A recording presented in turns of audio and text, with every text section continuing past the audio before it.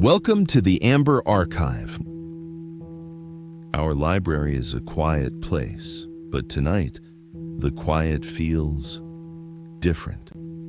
It is not the restful silence of old books.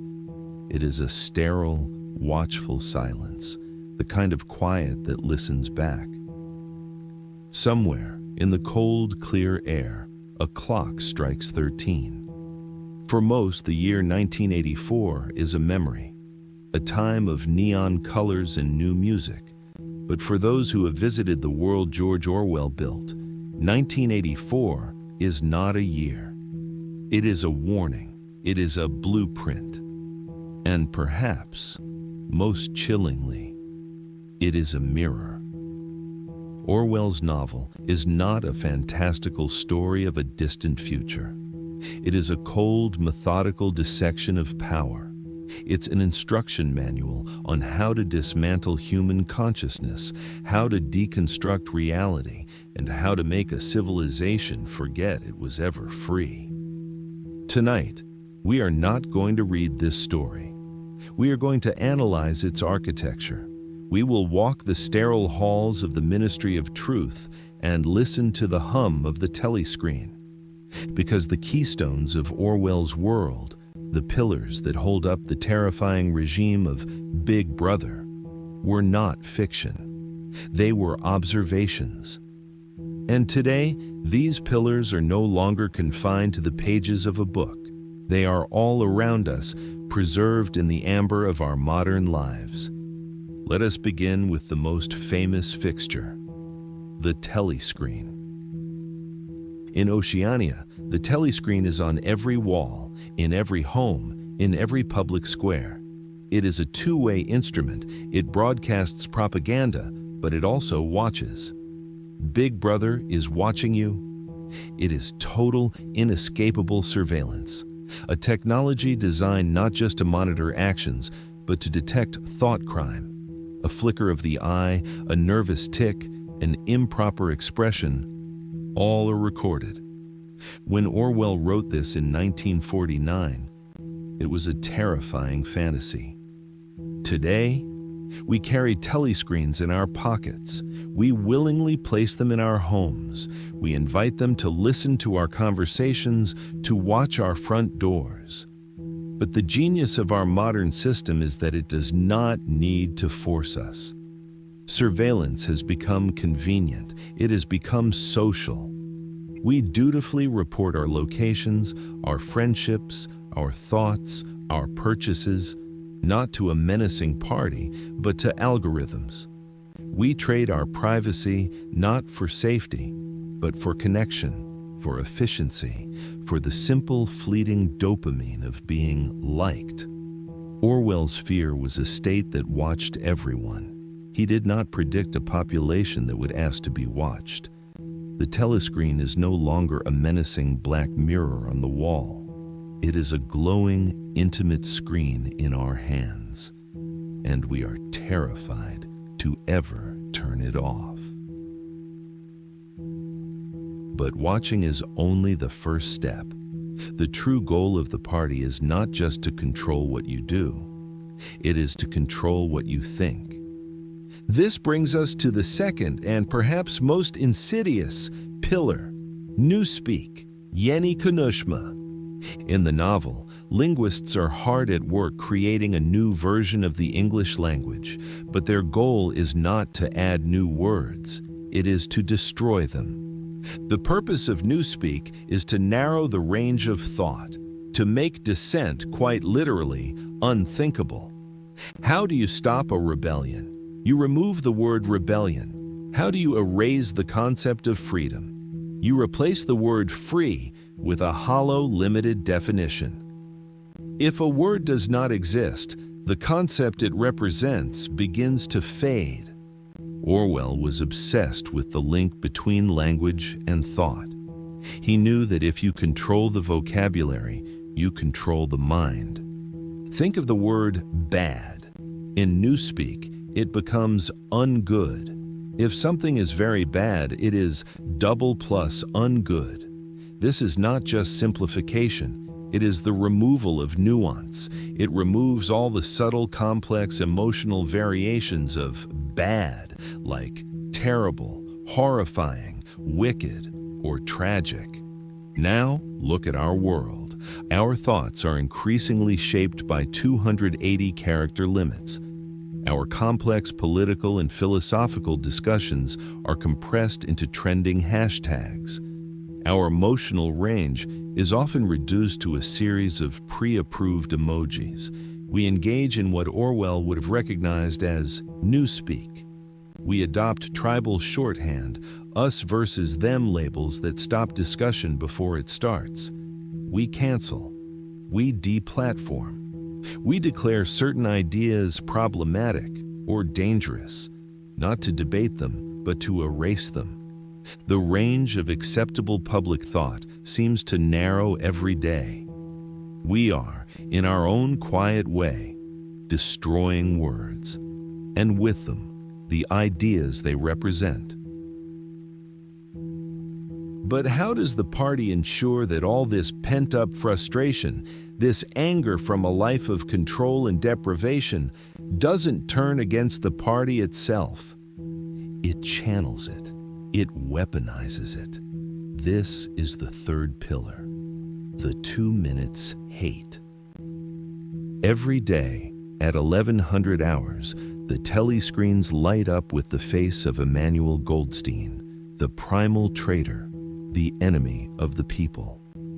For 2 minutes, the entire population is required to scream, to curse, to throw things at the screen. It is an explosion of pure, unadulterated rage. It is a public ritual of collective hysteria. Winston Smith describes it perfectly. He cannot escape it. Within 30 seconds, he too is swept up in the frenzy, screaming with the crowd. The hate is intoxicating. It is a relief. The genius of the 2 minutes hate is that it takes all the private, dangerous, rebellious energy a person feels and directs it outward, away from Big Brother and onto a designated safe scapegoat, Goldstein, the enemy, the other. Does this sound familiar? Look at our modern telescreens. Scroll through any social media feed. We no longer wait until 1100. Our 2 minutes hate is a 24/7 cycle. Every day the algorithm presents us with a new Emmanuel Goldstein, a politician who said the wrong thing, a celebrity who posted a foolish thought, a random citizen who was filmed in their worst moment. The screen presents the enemy, and the collective hate ritual begins. We join the digital mob. We type the insults. We scream into the void. We ratio them. We demand they be fired, be canceled, be erased. And for a moment, we feel powerful. We feel unified with our fellow screamers. We feel righteous. We are venting our frustration, yes. But just like in Oceania, we are venting it at the targets presented to us, not at the systems that may actually be causing our frustration.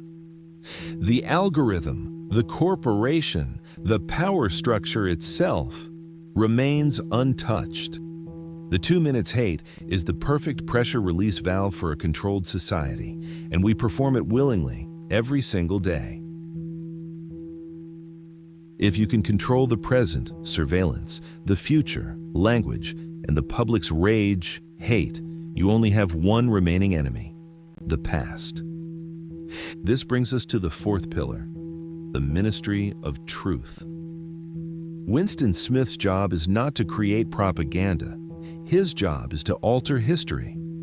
If Big Brother makes a speech predicting something that does not come true, Winston's job is to go back into the archives, the newspapers, the records, and rewrite the speech. He alters the past to match the present.